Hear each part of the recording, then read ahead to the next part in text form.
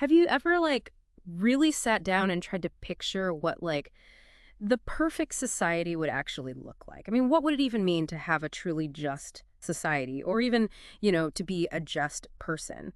We hear these kind of big, sweeping ideas all the time, but it's not often we actually, get down to the nuts and bolts of what they'd actually look like in practice.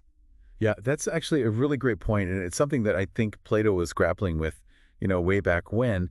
He was really trying to get at the heart of these fundamental concepts of justice and the ideal state. And that's exactly what we're going to unpack today, right, as we dive into Book 4 of the Republic. Exactly. And we're diving deep today because you, our listener, you're always looking for those aha Yeah. moments. You want those shortcuts to understanding these really complex ideas. And well, that's exactly what we're here to do, right? To help you really grasp Plato's vision of justice, the structure of his ideal state, and how that all ties back to the well-being of the individual. We're talking big picture stuff here, but also getting really granular with it. What's so fascinating about Book 4, as we move through the Republic, is that Plato isn't just like throwing out vague theories. He's really going all in and building this incredibly detailed model. Like, think of it as a blueprint, right, for a just society. And the really cool part is he links it directly to how a just person thinks and acts. It's like he's saying, look, if we really want to wrap our heads around justice, we have to build it from the ground up, both for, whole community and for ourselves individually. I love that. Building it from the ground up. It's so true. And it makes it way more understandable than just tossing out abstract ideas. Hmm. Okay, so our focus today is super clear. We're zeroing in on how Plato defines justice within this ideal state that he's been building in the previous books. Then, and this is where it gets seriously mind-blowing, we're going to see how he connects that to justice within each person's soul. Plus, we'll look at how those other big hitter virtues, wisdom, courage, temperance, play out in this perfect society he's imagining. Right, it's all connected. And if you think about the whole project of the Republic, what Plato's doing in Book 4 is, well, it's crucial, right? He's tackling this huge question, what is justice? Mhm. But instead of just giving us a dictionary definition, he's building this whole thought experiment, like this ideal society in our minds. He's making justice something we can see and grasp, both on a big scale and within each of us.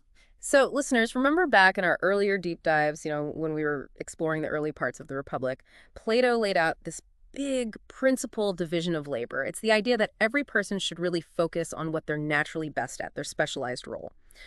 Well, in Book 4, he's saying that when this plays out across the whole society, everyone doing their specific thing, from the builders to the leaders, that is political justice. It's not just about rules being forced on people from outside. It's more about this inner harmony, when all the different parts of the state are working like a well-oiled machine. And this is where it gets super interesting because, what happens when things get out of whack? Plato uses the example of, say, a craftsman who thinks, hey, I should be a ruler. And you might think, well, what's the big deal? Someone's trying something new. But Plato's concern is this. If people start abandoning their specialized skills, those things they're really good at, and start meddling in areas where they don't really belong, well, it throws the whole system off balance.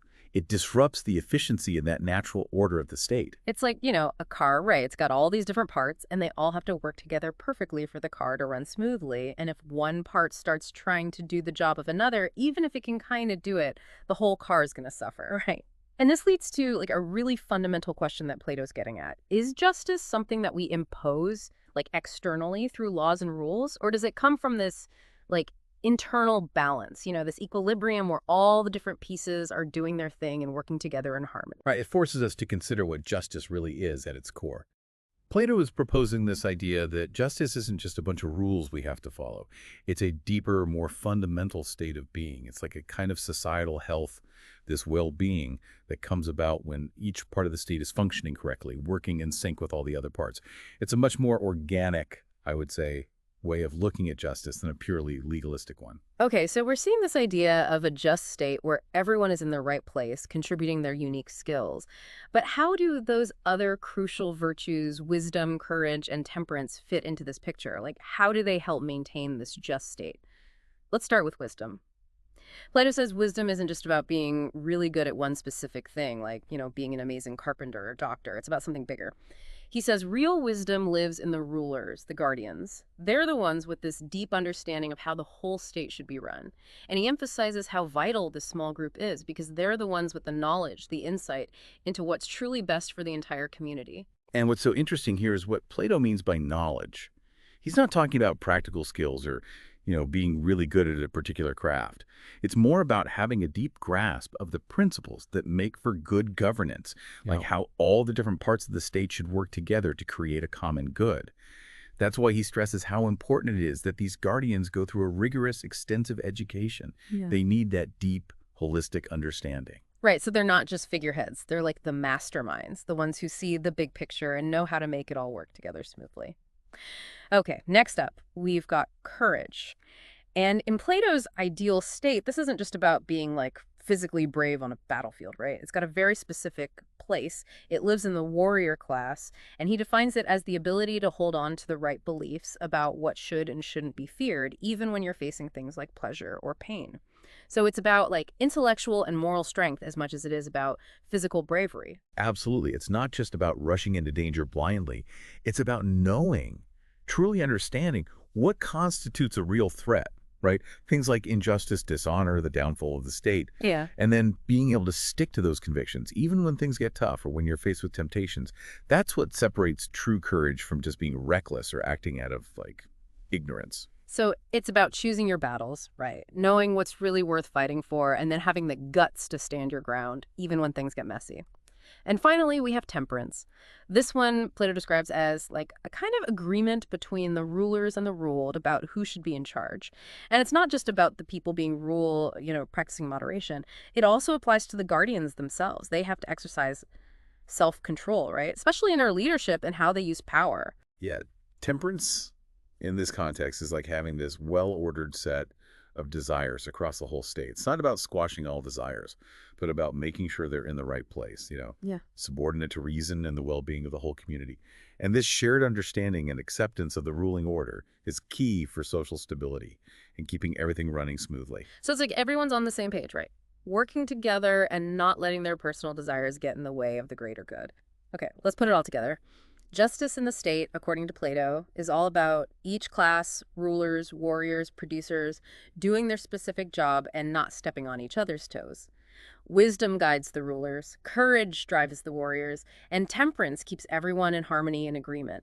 And when all these pieces are in place, functioning like they should, that's when you have a just and well-ordered state. And this is where Plato makes this, mind-blowing connection. He argues that this structure, this tripartite structure of the just state, isn't just some random idea he came up with. He says it's actually a reflection, a mirror image of the structure of the individual human soul. Just as the state has these three distinct parts, so does each person's soul. Okay, I am super intrigued. Let's unpack this connection between the state and the individual soul. So Plato identifies these three parts within the soul. First, we've got reason, the rational element, and he links this directly to the rulers in the state because reason's job is to figure out what's truly good and guide the other parts of the soul. Yeah, think of reason as that part of you that can think things through logically, weigh different options, consider the long-term consequences, and make decisions based on what it knows is true and good. It's like the wise ruler within you. Then there's spirit, the passionate element.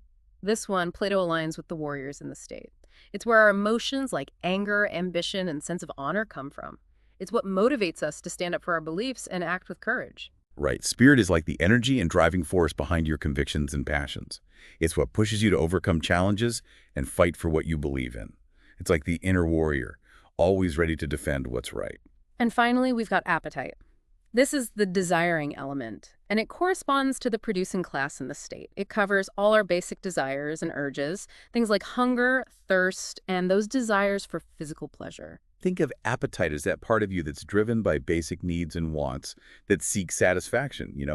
It's essential for survival, but Plato argues that it needs to be kept in check, right? Guided by reason so it doesn't run wild. Makes sense. If we let our appetites run the show, things could get pretty chaotic, right? Now, here's where Plato ties it all together. He says that just as justice in the state comes from those three classes working together harmoniously, justice in the individual soul happens when those three parts of the soul are also in harmony. It's all about reason being in control, guiding the spirit, and keeping those appetites in check. Exactly. A just individual, according to Plato, is someone whose reason understands what is truly good and right, whose spirit supports and backs up those rational decisions, and whose appetites are controlled and guided by that reason. It's all about achieving this inner balance, this state of internal order where everything's working together as it should. And of course, he contrasts this with injustice in the individual, where those lower elements, the appetites, maybe fueled by a kind of misdirected spirit, they rebel against reason's guidance, right? And that creates inner conflict, this lack of harmony in the soul. And it ultimately leads to, a soul that's not functioning as it should. It's like a constant internal battle. And Plato's point is that this internal disharmony is just as harmful to the individual as injustice is to the state. It creates this kind of inner sickness, this lack of wholeness and integrity within the person. It prevents them from flourishing as they should. So the big takeaway here is that Plato believes the same virtues that are essential for a just state, wisdom, courage, and temperance, all culminating in justice, are the very same virtues that define a just individual.